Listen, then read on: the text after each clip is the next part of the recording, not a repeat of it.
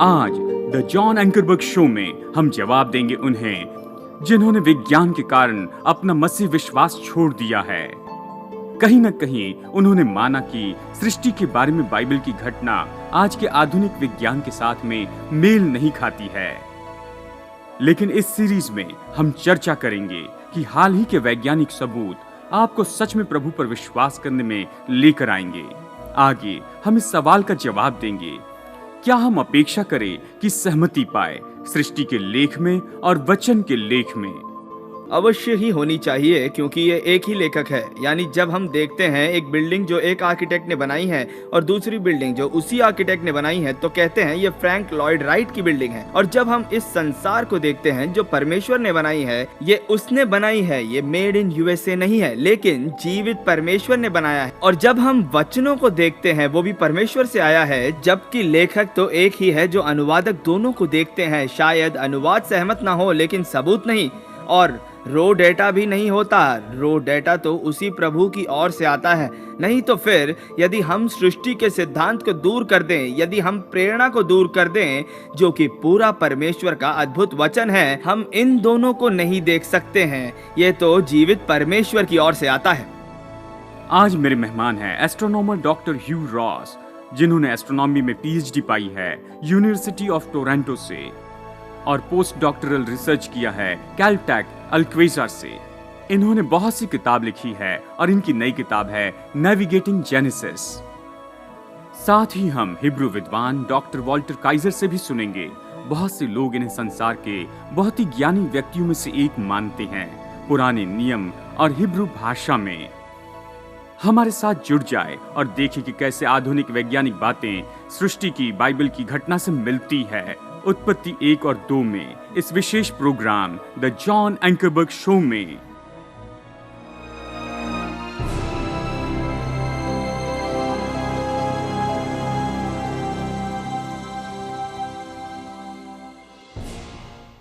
Programme में स्वागत है। आज बहुत ही महान प्रोग्राम है। हमारे मेहमान हैं एस्ट्रोनॉमर और एस्ट्रोफिजिसिस्ट डॉक्टर ह्यू रॉस, और हम बाइबल और विज्ञान के बारे में बातें कर रहे हैं कि कैसे ये अनुकूल है और ये कैसे। और इस प्रोग्राम में हम गौर कर रहे हैं कि एक दिन की लंबाई कितनी है, और ये 6 रचनात्मक दिन है और 7वें दिन परमेश्वर ने आराम किया। उन हर एक दिन की समय की लंबाई कितनी थी, और इसे देखने के लिए हमें इसके संदर्भ को देखना होगा। मैंने पहले ही बताया था कि ये तो सच में एक बहुत लंबा ऐसा समय था, प्रतिदिन लंबे अरसे का समय था। और हम ये देखने जा रहे हैं कि क्या ये लागू होता है उस छठे दिन में जब आदम और हवा बनाए गए थे। क्या आप जानते हैं कि परमेश्वर हमें 10 घटनाओं के बारे में बताता है और हमें जानकारी देता है उस दिन के बारे में कि क्या हुआ। हम एक साथ मिलकर इसे देखेंगे।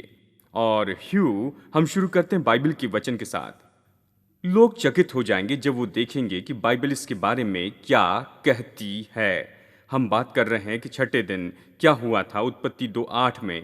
और यहोवा परमेश्वर ने पूर्व की ओर अदन देश में एक वाटिका लगाई और वहां आदम को जिसने उसे रचा था रख दिया। जरा इस बारे में आप बताइए। जी हाँ, वो हमें ये कहता है कि आदम प्रारंभ में वाटिका के बाहर था और परमेश्वर ने उसे वाटिका के अंदर रखा।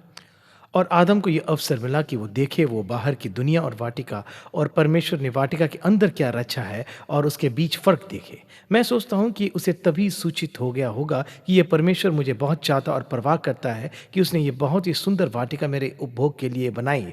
इसलिए मैं सोचता हूँ कि वहाँ पर ये पहला मुख्य मुद्दा है। और इसके साथ ही जब परमेश्वर बाद में उससे मृत्यु के बारे में कहता है, और जब वो कांटे और ऊँट कटारे के बारे में सुनता है, उसे पहले से ही पता है, क्योंकि उसने अदन की वाटिका के बाहर की दुनिया देखी थी। हाँ, इसलिए वाटिका एक विशेष जगह थी। और वचन 15 कहता है, परमेश्वर ने आदम को लेकर अदन की वाटिका में रख दिया। उसने आदम को वहां पर रखा कि वो उसमें काम करे और उसकी रक्षा करे। इन शब्दों में बहुत ज्यादा जानकारी है, जरा बताइए। जब आप उत्पत्ति 1 में देखते हो तो इसमें परमेश्वर के प्राकृतिक रचना के बारे में बताया है। उत्पत्ति 2 में परमेश्वर मनुष्य को धीरे धीरे अपनी रचना से परिचय करवाता है और उसकी रचना के अलग अंश के साथ संबंध बनाना सिखाता है। उत्पत्ति 1 का पाठ तीन अलग तरह से जीवन के बारे में बात करता है। जीवन जो केवल शारीरिक है, जीवन जो शारीरिक और मानसिक है, और फिर एक अकेली जाति जो शारीरिक, मानसिक और आत्मिक है। इसलिए यहाँ पर 15 पद कहता है कि परमेश्वर ने आदम को पहले अपनी रचना के केवल शारीरिक हिस्से के साथ परिचय करवाया और सिखाया कि कैसे शारीरिक रचना के साथ संबंध बनाना है। जी बिल्कुल। और फिर परमेश्वर अगले वचन में कहता है, परमेश्वर ने भूमि से सब भांति के वृक्ष जो देखने में मनोहर और जिनके फल खाने में अच्छे हैं उगाए, और वाटिका के बीच में जीवन के वृक्ष को और भले या बुरे के ज्ञान के वृक्ष को भी लगाया। ये क्या बताता है? बखूबी। सबसे पहले यह हमें कहता है कि आदम वृक्ष की रचना का परिरूप जो परमेश्वर ने डाला था उसे देख पाया था। पाठ हमें कहता है कि वो वृक्ष की उत्पत्ति का अनुष्ठान कर पाया था। इसलिए यहाँ पर वृक्ष की देखभाल करने के लिए क्या चाहिए वो सीख रहा था, और परमेश्वर ने दिए हुए पौधों के द्वारा जो उन्होंने रचे थे वो उनके प्रबंध को भी पहचान पाए।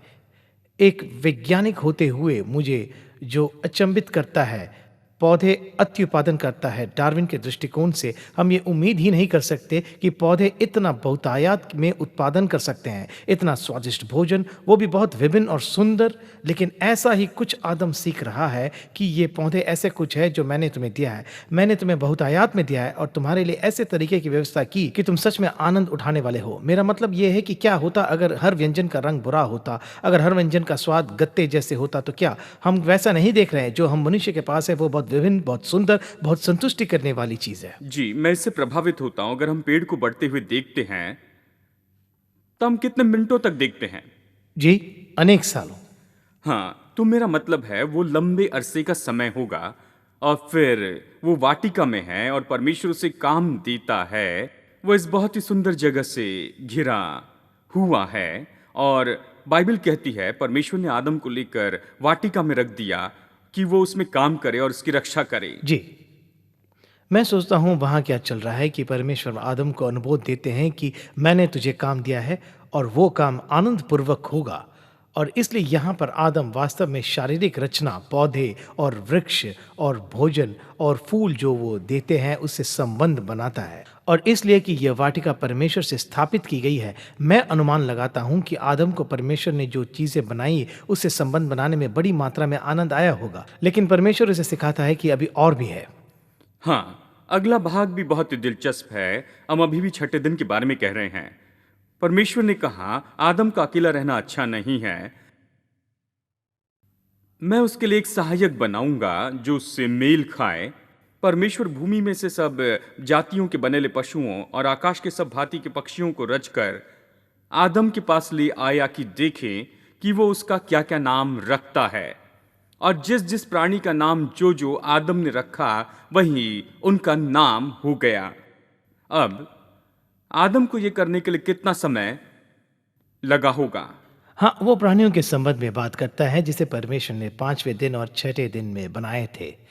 यह प्राणी सिर्फ शारीरिक नहीं है, वे परमेश्वर के दिए हुए भावनाओं से, इच्छा शक्ति से और ज्ञान से संपन्न थे, और उन्हें मनुष्य से संबंध और सेवा और खुश करने की प्रेरणा के साथ बनाया गया। और यहाँ पर परमेश्वर आदम से कहता है कि मैं चाहता हूँ कि तुम इन अलग प्राणियों से संबंध बनाओ और ये जानो कि मैंने उसे कैसे बनाया ताकि तुम्हारी सेवा और तुम्हें खुश कैसे करे और उनको उचित नाम दो। अब इसका मतलब यह है कि आदम को वनस्पति राज्य पर प्राधिकारी स्थापित किया, लेकिन इन प्राणियों के ऊपर भी अधिकार दिया गया। और आदम के लिए ये एक मौका था कि वो ये जाने कि यह प्राणियों को मुझसे संबंध बनाने के लिए प्रभावशाली तरीके से संपन्न किया गया है, वनस्पति से ज्यादा। इसलिए जितना वो बागवानी करने से संतुष्ट था, उसने अब ज्यादा ही भारी मात्रा में संतुष्टि का अनुभव किया, क्योंकि वो सिर्फ शारीरिक नहीं लेकिन भावनाओं, स्वेच्छा में और बौद्धिक रूप से संतुष्ट था। हाँ, इसके बारे में बताइए जो मूल रूप में परमेश्वर ने बनाया नेफिश प्राणी। मेरा मतलब कि ऐसे लोग जो अभी भी देख रहे हैं, वो अपने कुत्ते से बहुत प्यार करते हैं, अपनी बिल्ली से बहुत प्यार करते हैं। मतलब अगर हम कब्रिस्तान में भी जाके देखें तो जिस आदमी को वहां दफनाया गया उसके सामने कुत्ते का पुतला रखा गया है। मेरा कहना है कि ऐसा संबंध जो मनुष्य और कुछ प्राणियों के बीच में हम पाते हैं कुछ प्राणियों के बारे में कम चिंता करते तो कुछ की ज्यादा करते हैं, क्यों? नेफिश का अर्थ बताइए। जी हाँ, शब्द नेफिश परमेश्वर ने रचे हुए उन प्राणियों के संबंध में है जो मनुष्य की सेवा और खुश करने के लिए रचा गया है, और हम मनुष्य के साथ भावनात्मक बंधन में बंधे। और आश्चर्य देने वाली बात यह है कि वो हमारे आसपास ही रहना चाहते हैं। जानते हो, अगर आप पाप का अवयव निकाल दोगे, कुप्रथा का अवयव निकाल दोगे, तो ये प्राणियों भारी मात्रा में हमारे पास आने के लिए, संबंध बनाने के लिए, त्याग करने के लिए, सेवा और खुश करने के लिए प्रेरित रहते हैं। इसलिए यह आदम के लिए ज्यादा आनंद का कारण होगा। और फिर परमेश्वर कहते हैं, देखो मैंने थोड़े से भी ज्यादा बनाए हैं, या हजारों तरह के अलग नेफिश प्राणी हैं तुम्हारी सेवा के लिए और खुशी के लिए। तो ये चीज आदम के लिए जानकारी की और खुशी का बड़ा कारण बन गई। ये जानकारी कि ये सब अलग है और वे सब मुझे अलग तरीके से सेवा और खुश करेंगे, और पूर्ति की भावना उसने उसमें से पाई। लेकिन इससे जाहिर है कि एक अच्छा खासा समय का अरसा लगा, क्योंकि हर एक प्राणी कैसा है पता लगाने में समय लगता है। हर एक जीव की नस्ल को विशिष्ट प्रतिरूप दिया गया है सेवा और खुश करने के लिए। अय्यूब की पुस्तक उदाहरण के लिए 38वां और 39वां पाठ इसमें विस्तार में जाता है। एक अर्थ बनता है। उदाहरण के लिए एक घोड़ा और गधा, हालांकि वे एक दूसरे के जैसे दिखते हैं, वे हमसे आवश्यक रूप से अलग तरीके से संबंध बनाते हैं। हाँ, लोगों जैसे आप सुन रहे हैं, आपको क्या लगता है कि आदम को कितना समय लगा होगा कि उस जगह पर पहुंचे जहां वो अभी है? क्योंकि ये सब एक याम में हुआ, एक दिन में। ठीक है, अभी हम ब्रेक लेंगे और वापस आने पर इसके बारे में देखेंगे। आज हम देखेंगे कि परमेश्वर हव्वा को आदम के पास में लाता है, वो लेकर आता है। मैं चाहता हूं कि आप बने रहे, वापस आने पर इसे देखेंगे। यदि आप आज का टेलीविजन प्रोग्राम ऑनलाइन देखना चाहते हैं या फिर इस प्रोग्राम की ट्रांसक्रिप्ट पढ़ना चाहते हैं, तो आप इसे अभी कर सकते हैं। हमारी वेबसाइट पर जाएं, jashow.org पर। ठीक है, हम वापस आ गए और चर्चा कर रहे हैं डॉक्टर ह्यू रॉस के साथ, और हम बात कर रहे हैं कि उत्पत्ति के कितने लंबे दिन थे और बाइबल हमें क्या बताती है कि इन दिनों की लंबाई कितनी थी। और हम इन दिनों के बारे में चर्चा कर रहे हैं, उस छठे दिन के बारे में जब परमेश्वर ने आदम और हव्वा को बनाया। हम अब तक हव्वा की चर्चा नहीं कर रहे हैं और उन घटनाओं के बारे में कह रहे हैं जो आदम के साथ हुई थी, लेकिन अब हम उस जगह पर जा रहे हैं जहां हव्वा को रचकर उसके पास लाया गया। और ये बाइबल कहती है, परमेश्वर ने आदम को इन सब पशुओं का नाम देने का काम दिया। और वचन 20 कहता है, आदम ने सब जाति के घरेलू पशुओं और आकाश के पक्षियों और सब जाति के बनेले पशुओं के नाम रखे। लेकिन फिर वो कहता है, परंतु आदम के लिए कोई भी ऐसा सहायक न मिला जो उससे मेल खा सके। और प्रभु को यह एहसास होता है। जरा इसके बारे में बताइए। बेशक वो पशुओं जो परमेश्वर ने रचे थे, वो जो कई हजारों जाति के, वे भावुक है, उनको इच्छा होती है, चाह, उनके पास समझ है, लेकिन उनके पास आत्मा की कमी है। इसलिए आदम को समझ में आया कि मैं उनसे शारीरिक तरीके से संबंधित हो सकता हूँ, मैं उनके भावना, समझ और चाह से संबंधित हो सकता हूँ, लेकिन कुछ तो कमी है। इन प्राणियों में वो नहीं है जो मुझ में है, जैसे कि आत्मा। और इसलिए आदम के अंदर एक तमन्ना थी उस प्राणी के लिए जिससे वो हर स्तर पर संबंध बनाए, जिसके लिए परमेश्वर ने उसे तैयार किया है। तो बाइबल हमें अगले भाग में ये कहती है, वचन 21 में, तब परमेश्वर ने आदम को भारी नींद में डाल दिया, और जब वो सो गया तब उसने उसकी एक पसली निकालकर उसकी संति मांस भर दिया। और परमेश्वर ने उस पसली को जो उसने आदम से निकाली थी उससे स्त्री बनाई। और फिर ये वचन कहता है, और उसको आदम के पास ले आया। यहां बताइए क्या हो रहा है।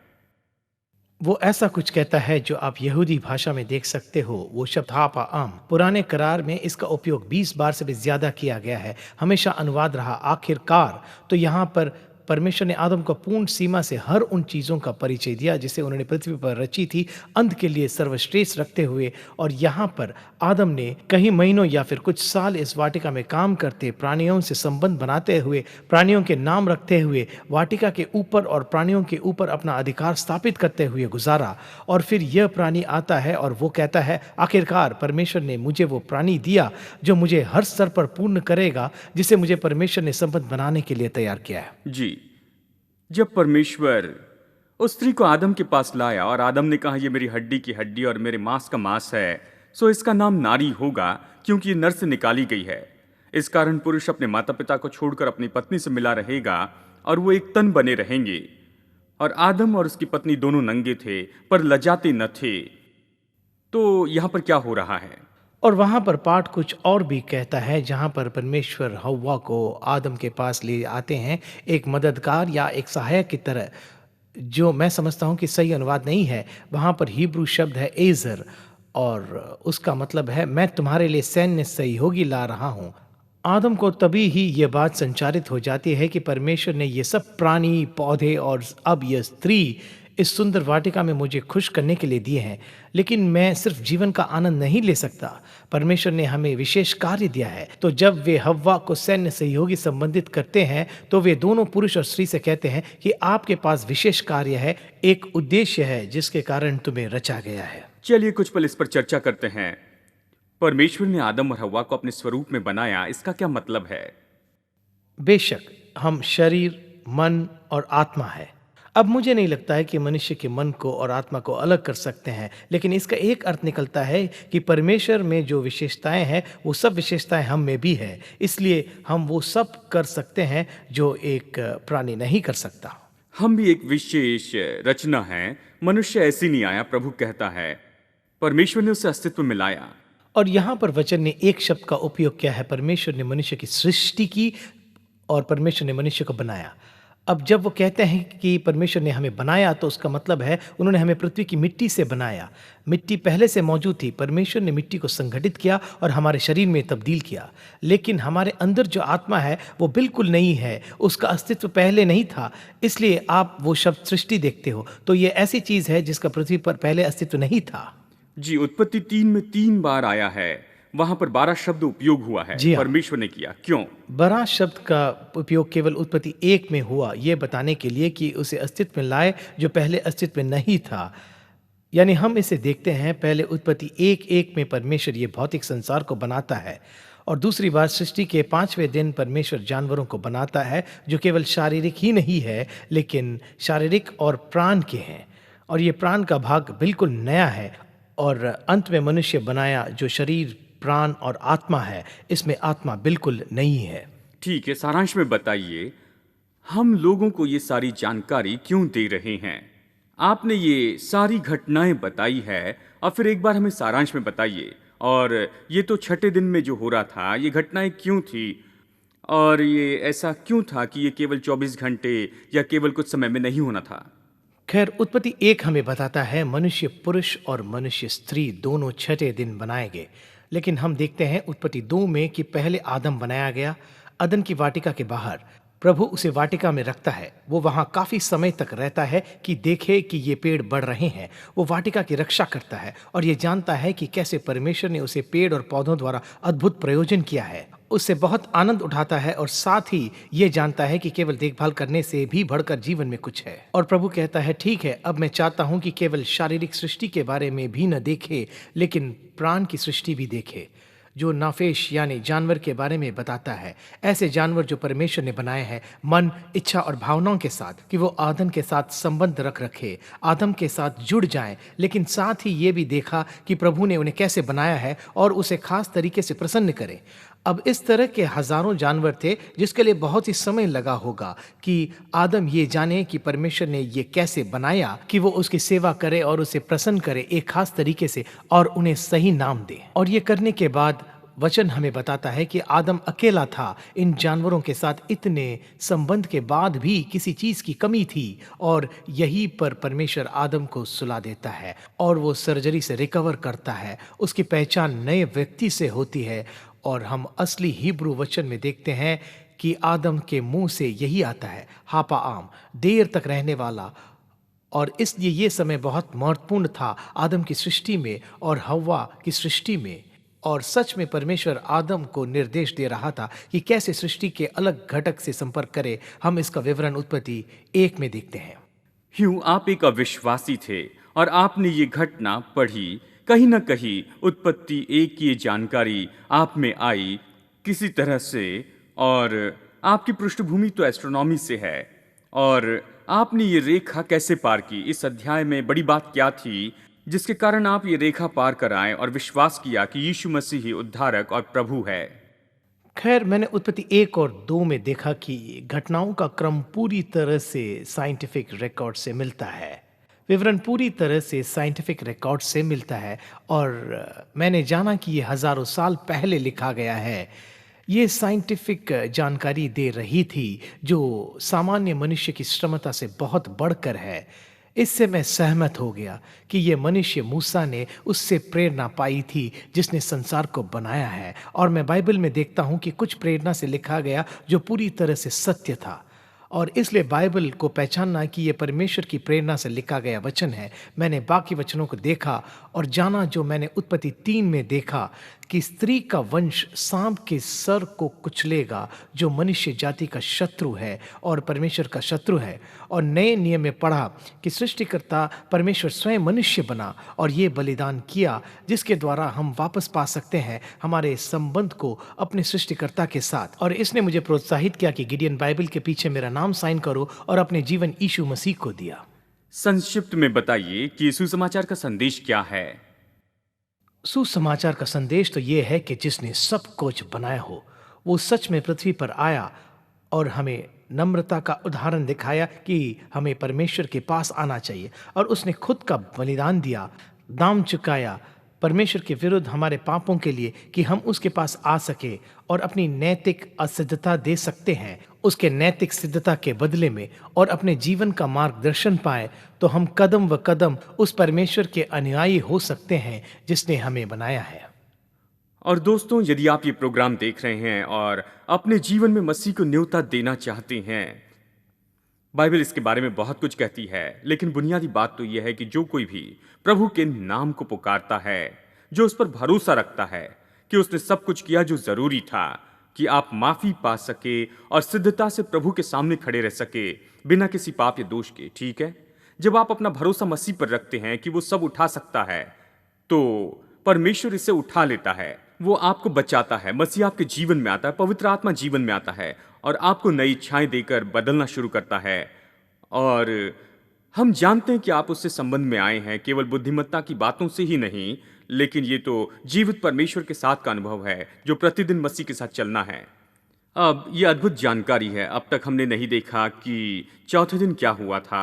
हम इसके बारे में चर्चा करेंगे और साथ ही हम चर्चा करेंगे कि क्या सृष्टि के रिकॉर्ड वचन के रिकॉर्ड से मिलते हैं क्या। दूसरे शब्दों में, बाइबल का परमेश्वर क्या ये सृष्टि की बातों के साथ सहमत होता है? यही लेखक जिसने दोनों चीजें बनाई हैं, और हम इसके बारे में चर्चा करेंगे और डॉक्टर वॉल्टर काइजर से सुनेंगे। हम साथ ही इन सवालों पर चर्चा करेंगे, जब आदम ने पाप किया था तब क्या हुआ, इससे संसार पर क्या प्रभाव हुआ, और इस क्षेत्र में बहुत से दिलचस्प सवाल है। आशा है कि अगले हफ्ते आप फिर से जुड़ जाएंगे। अगले हफ्ते के प्रोग्राम का भाग देखने के लिए बने रहें। आज मेरे साथ जुड़ने के लिए धन्यवाद। यदि आपने आज के प्रोग्राम का आनंद उठाया और फिर देखना चाहते हैं या हमारे दूसरे प्रोग्राम और विषय देखना चाहते हैं, तो हमारे फ्री जॉन एंकरबर्ग ऐप पर जाएं या हमारी वेबसाइट पर जाकर देखें jashow.org पर। आज की सीरीज का नाम है step by step through creation.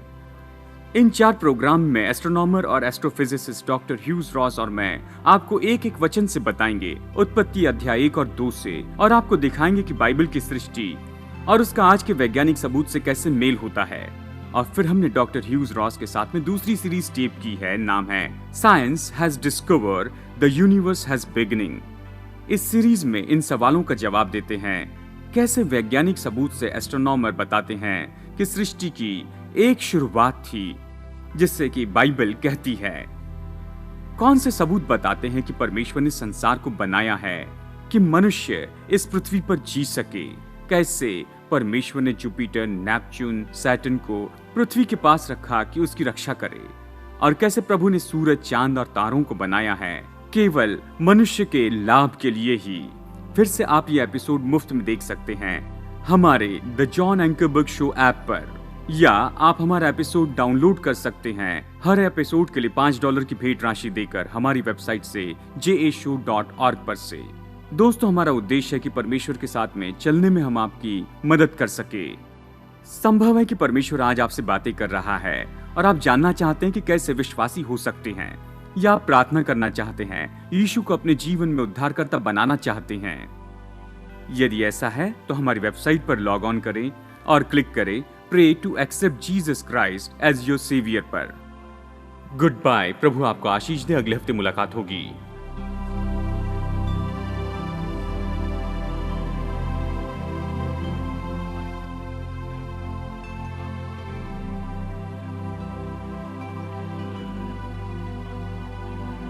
जी, नाफेश ये शब्द उत्पत्ति 1 में बताया गया है प्राण के जानवर के लिए जिन्हें परमेश्वर ने सृष्टि के 5वें दिन पूरा किया था।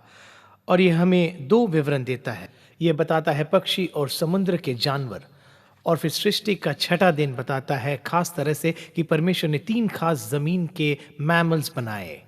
और ये सब नाफेश का भाग है। और इसकी सरल परिभाषा होगी कि ये ऐसे जानवर जिन्हें परमेश्वर ने मन, इच्छा और भावना के साथ बनाया है कि वे अपनी प्राजी के जानवर के साथ भावनात्मक संबंध रख सके, लेकिन साथ ही उन्हें ऐसे बनाया है कि वो मनुष्य के साथ भी संबंध रख सकते हैं।